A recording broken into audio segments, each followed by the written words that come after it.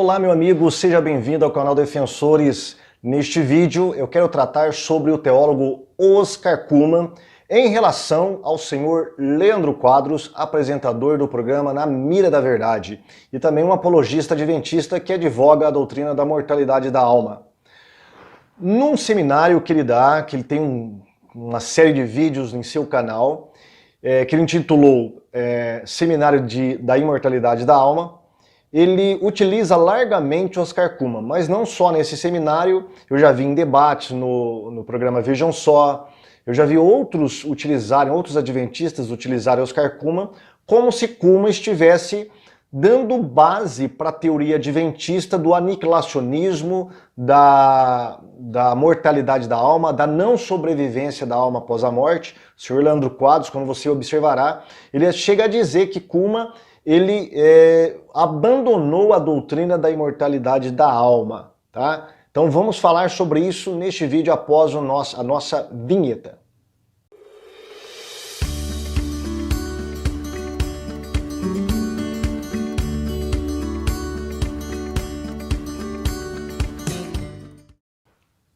Muito bem, estamos de volta com o tema Oscar Cullmann e hoje eu quero utilizar um livro escrito por Cullmann, que é esse que está aqui sobre a minha mesa, das origens do Evangelho à formação da teologia cristã, escrito por Oscar Cullmann. Oscar Cullmann escreveu esse livro e dentro dele tem um capítulo especial a respeito da imortalidade da alma. Capítulo 8 deste livro chama-se Imortalidade da Alma ou Ressurreição dos Mortos. É o mesmo livro utilizado pelo senhor Leandro Quadros, quando ele explica no seu canal a respeito da suposta ajuda, vamos dizer assim, que Cullmann dá à teoria adventista sobre a mortalidade da alma. Este capítulo aqui consta neste livro que o senhor Leandro Quadros está utilizando. Então eu gostaria de utilizar este livro. Eu li bastante o livro de Cullmann, principalmente o capítulo 8, fiz bastante anotações, inclusive você pode ver aqui essas anotações, né, neste livro. Todo o capítulo foi anotado, todo o contexto foi analisado, então não tem como eles falarem, olha, você tirou fora do contexto. Não, porque eu estou lendo dentro do contexto geral deste livro, né, e dentro do contexto do próprio capítulo.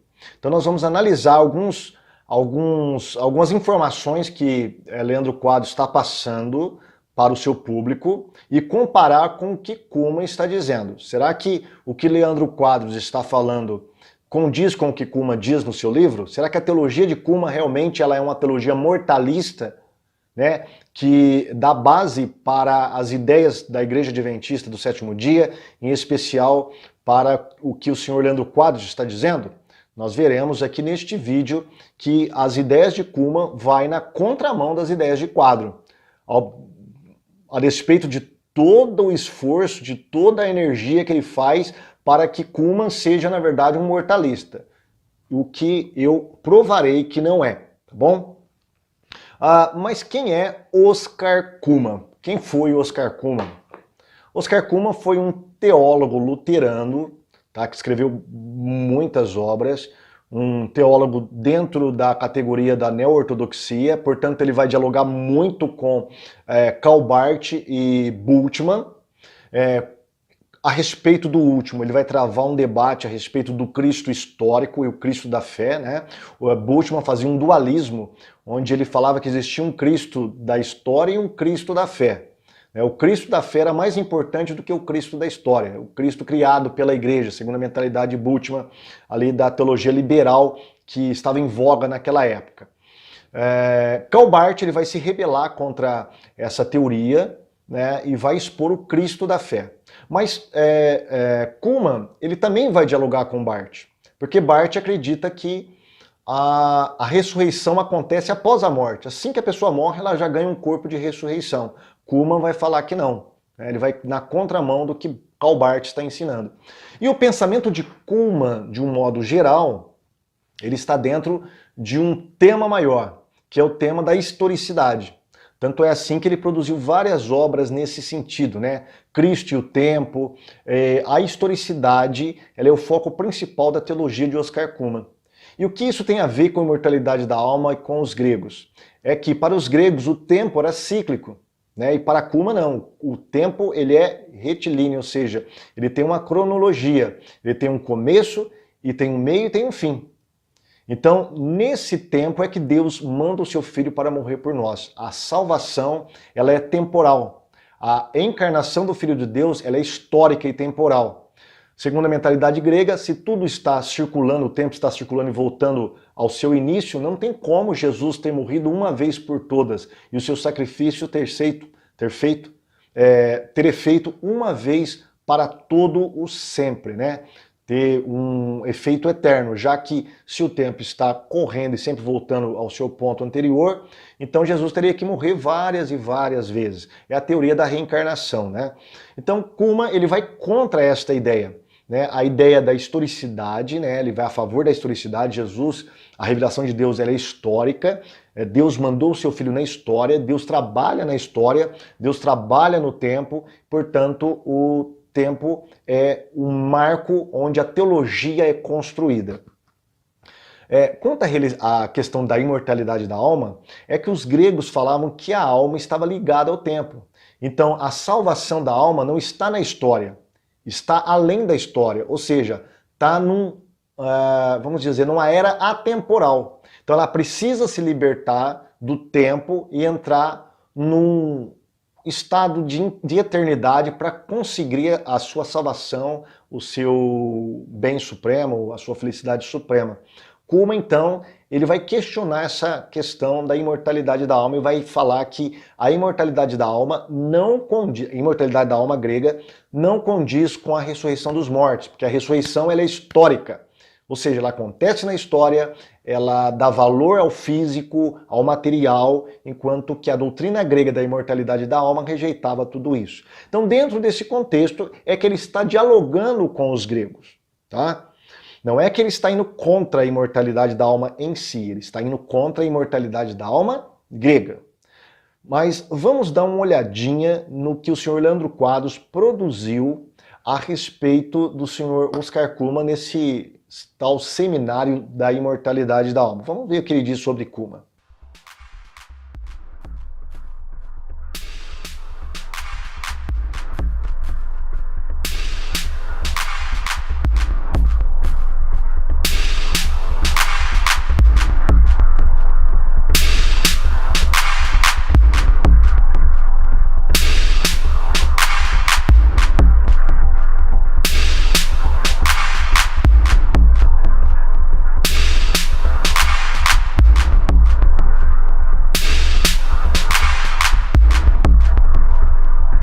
Muito bem, você pode perceber aí que ele fala que Kuma prova que a doutrina da ressurreição não se harmoniza com o pensamento de Sócrates e Platão.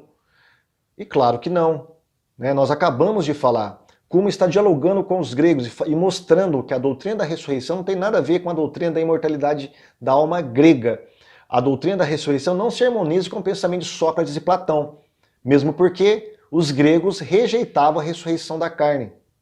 Tanto é que quando Paulo vai pregar lá nas cidades gregas, né, sobre Cristo e a ressurreição, eles até confundiram, pensando que ressurreição era um outro Deus junto com Jesus, né? E quando eles perceberam que Paulo estava falando sobre a ressurreição dos mortos, eles falaram, olha, em outra oportunidade a gente vai te ouvir, tá? Outros rejeitaram de pronto, mas outro por uma questão de educação falou assim, olha, Paulo, em outra oportunidade a gente te ouve, tá? Então eles se desinteressaram do assunto, porque Paulo estava tratando sobre a ressurreição. Eles não criam em ressurreição. É isso que Kuma está falando, está dialogando com a imortalidade da alma grega a partir deste ponto de vista. Então, desta maneira, o pensamento de Sócrates e Platão, que rejeitava o corpo, portanto, se rejeita o corpo, não há lugar para a ressurreição, não se harmoniza de modo algum com o pensamento neotestamentário sobre a ressurreição dos mortos. Então não tem nenhum problema, não sei porque Leandro Quadros está citando isso. Tá? Nós, evangélicos, não acreditamos no pensamento de Sócrates e Platão neste sentido. Ele vai dizer também que Kuma abandonou a crença na imortalidade da alma. E aí eu tenho que fazer uma correção, com todo respeito ao senhor Leandro Quadros, que talvez ele não está sendo honesto intelectualmente. Por quê? Ele deveria falar de que tipo de imortalidade da alma que Kuma está rejeitando. Que imortalidade da alma Kuhlmann abandonou? Está falando da imortalidade da alma cristã ou está falando da imortalidade da alma grega, de um tipo grego de imortalidade da alma? De que tipo Kuhlmann está tratando aqui? De que tipo de imortalidade Kuhlmann está tratando neste livro, neste capítulo em especial? Ele diz também, citando uma frase de Kuhlmann, né? Nós não somos libertados do corpo. Pelo contrário, o próprio corpo é libertado. E de fato é assim. O nosso corpo será libertado na ressurreição. Nós não somos libertados do corpo como se o corpo fosse algo terrível, mal. De modo algum, nenhum cristão evangélico que é conhecedor da palavra de Deus ou da tradição cristã advoga a crença de que o corpo é algo mal, algo ruim para a nossa alma. Pelo contrário, o corpo ele está em harmonia com a alma, tanto é que o corpo será ressuscitado.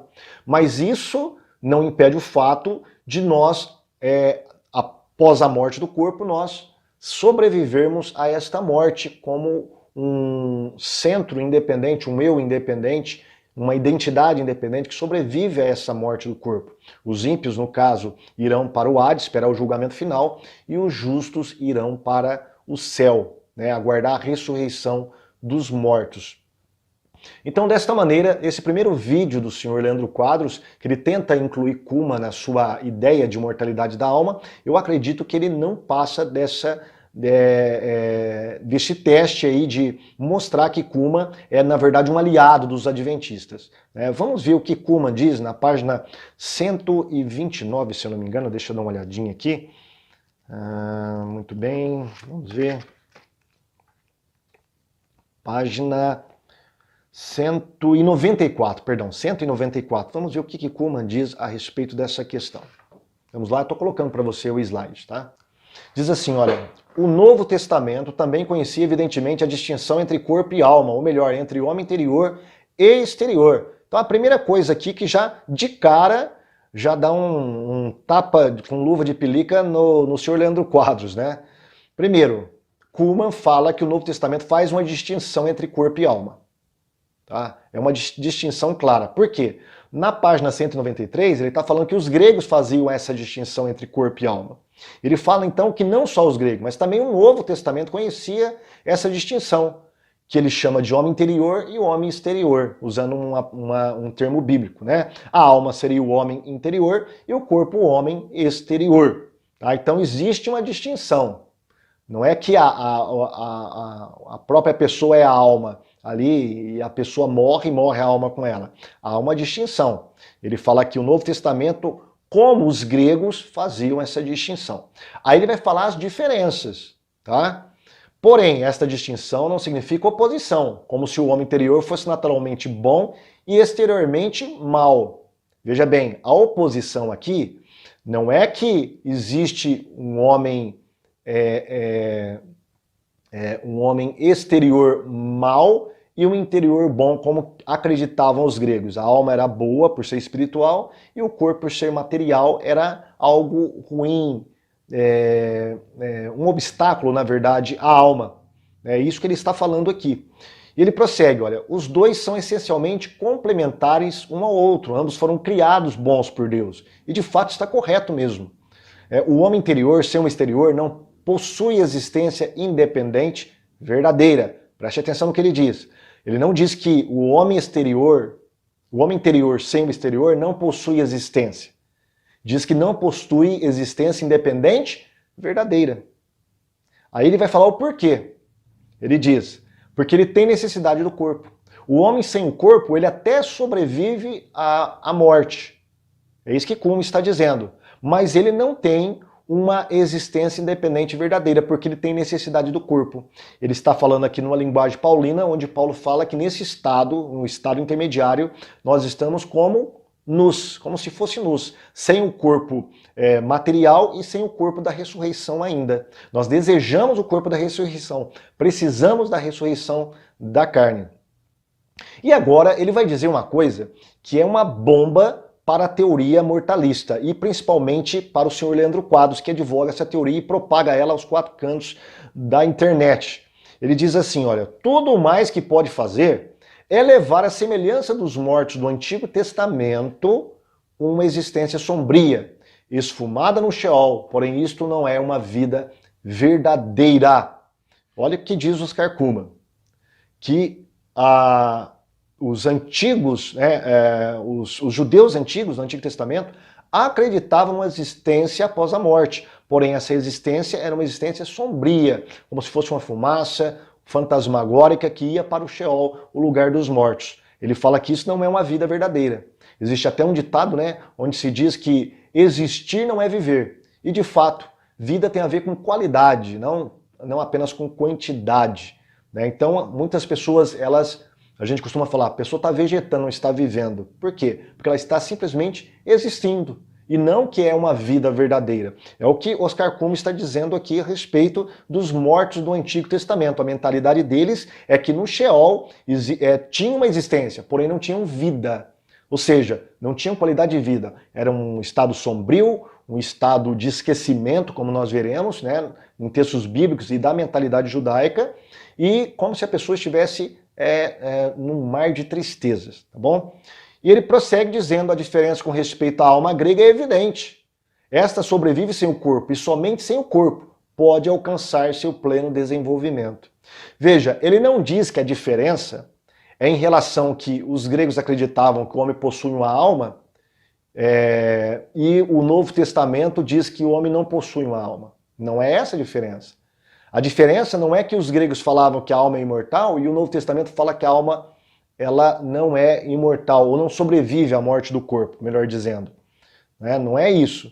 Ele está dizendo que a diferença é a respeito da questão com o corpo. Enquanto a doutrina grega acreditava numa sobrevivência da alma, numa imortalidade da alma fora do corpo, porque o corpo era um obstáculo, a doutrina cristã não diz que o corpo é um obstáculo. Ele fala que o corpo é necessário para o homem ser completo.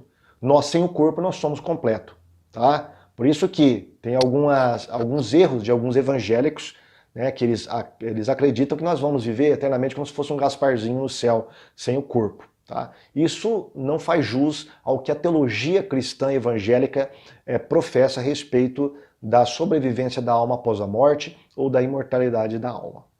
Nós vamos ver agora alguns versículos da palavra de Deus que fala, que principalmente os salmistas, falam sobre esse estado de vegetação, vamos dizer, no Sheol.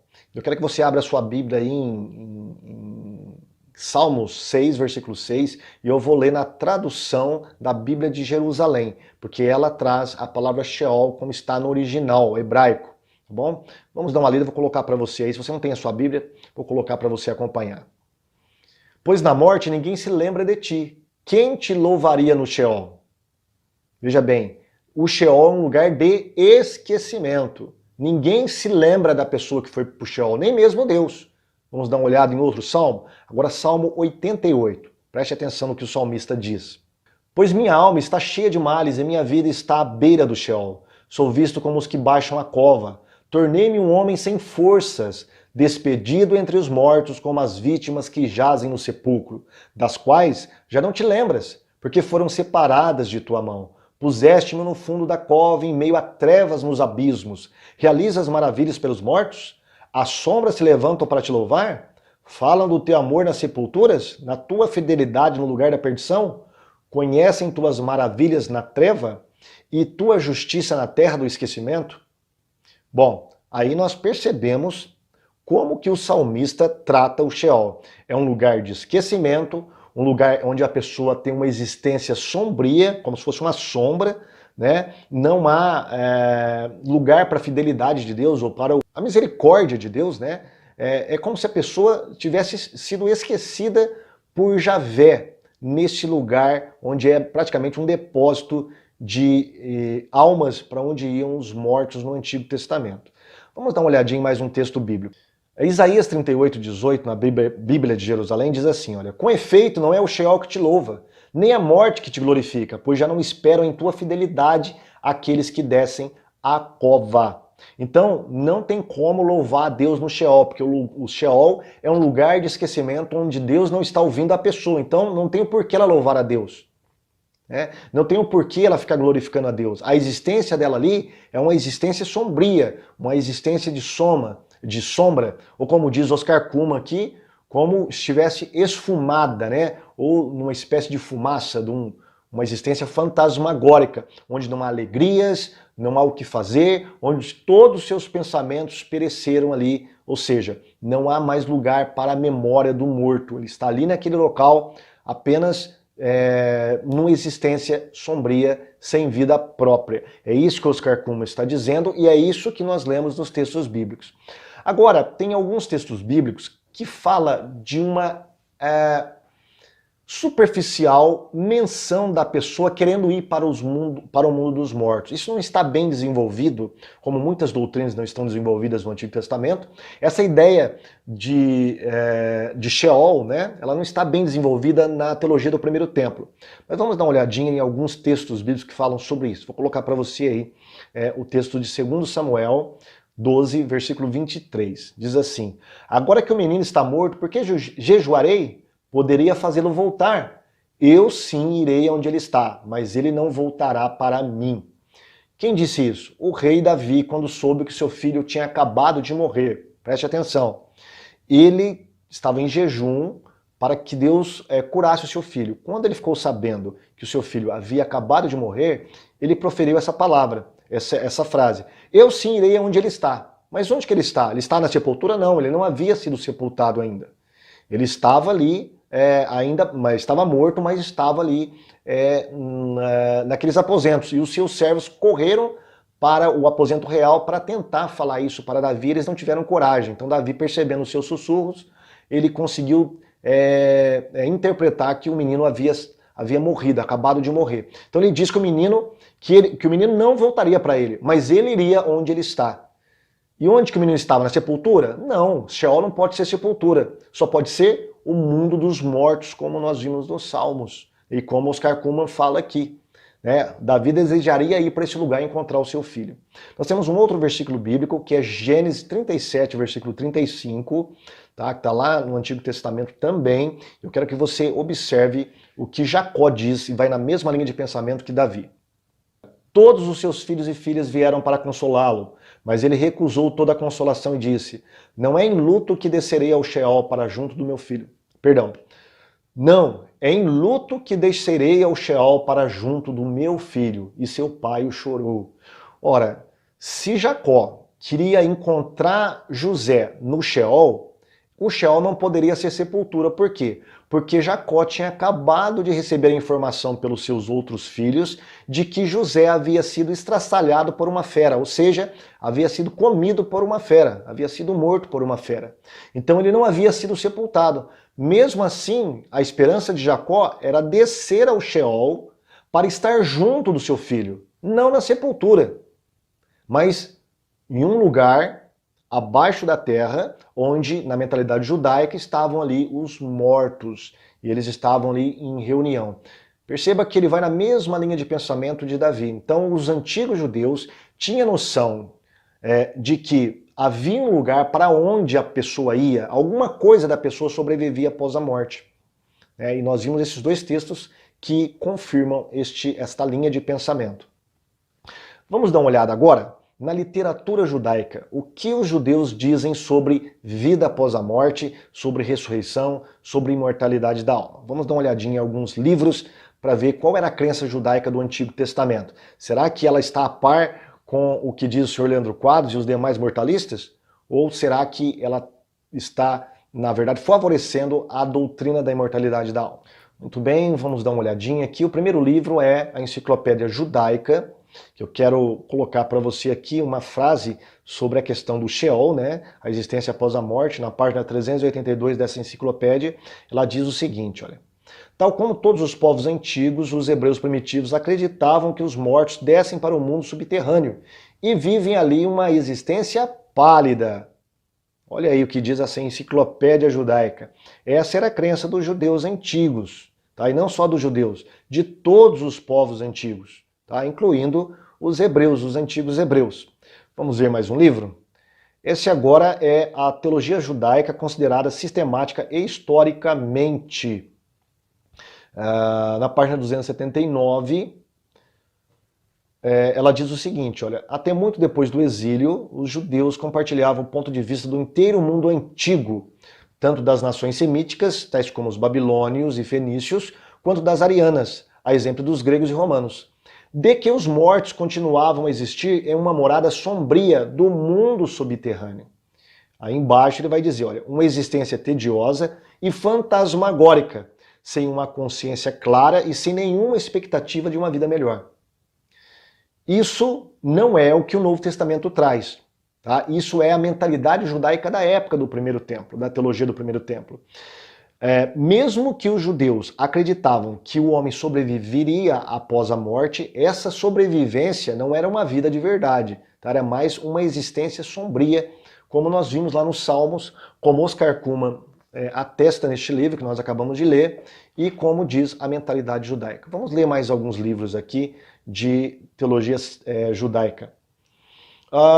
Ideias e conceitos judaicos, de Stephen Terketz. Ele diz o seguinte, ó, a região dos mortos está nas profundezas da terra, por isso é chamada de as partes inferiores da terra, as profundezas da cova, a terra das trevas.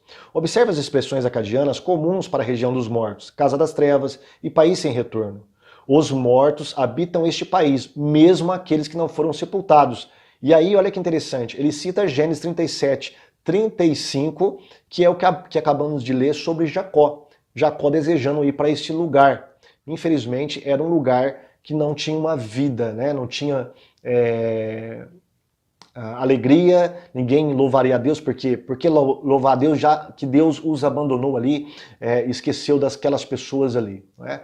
Essa era a ideia dos judeus para quem descia para o Sheol. Por isso que para o judaísmo a esperança deles era viver aqui na terra que o Senhor teu Deus te dá. Por isso que era importante cumprir a lei, obedecer a lei, porque quanto mais você cumprir a lei, mais bênção viria sobre você, na sua agricultura, na sua família, nos seus negócios, na sua vida pessoal, enfim. E também prolongaria a sua vida sobre essa terra, que era o desejo de todo judeu. Está entre um dos 10 mandamentos, né? Que é honrar pai e mãe para que você prolongue os seus dias sobre a terra. Então os judeus tinham esperança, não do céu e da terra, tinham esperança de viver aqui na terra para todo sempre. Vamos ver mais uma obra judaica aqui a respeito disso. Dessa vez a Enciclopédia Judaica Concisa, na página 487 e 788, diz assim, ó, Sheol, a morada dos mortos, de acordo com a Bíblia, está localizado em um longínquo lugar debaixo da terra e é especialmente a morada dos ímpios. Então nós vamos voltar agora, depois de todos esses testemunhos, vamos voltar agora para ver o que Cullmann diz. Né? Você tem aí novamente o slide que eu coloquei para você, que é retirado deste livro aqui de Cullmann, e ele diz lá claramente, ó, tudo mais que o pode fazer é levar a semelhança dos mortos do Antigo Testamento, uma existência sombria e esfumada no Sheol, porém isso não é uma vida verdadeira. O que ele está dizendo aqui nesse contexto, deste livro, que eu selecionei para você. E você pode ler, comprar este livro, tá? É da editora Fonte Editorial, tá? Você pode adquirir e ler por conta própria, para ver se realmente o que estou dizendo é verdade. Ele está dizendo que, apesar de do ser humano sobreviver após a morte, essa não é uma vida verdadeira. A vida verdadeira só é adquirida através do corpo de ressurreição. Mas isso não significa que nós não sobrevivemos após a morte, num estado intermediário. Tá? Então vamos entender bem o pensamento de Cullmann, porque quando o senhor Leandro Quadros ele utiliza Cullmann, ele faz seleções de textos de Cullmann. E ele está produzindo ali uma falácia. Tá? Ele não está sendo honesto intelectualmente falando. Muito bem.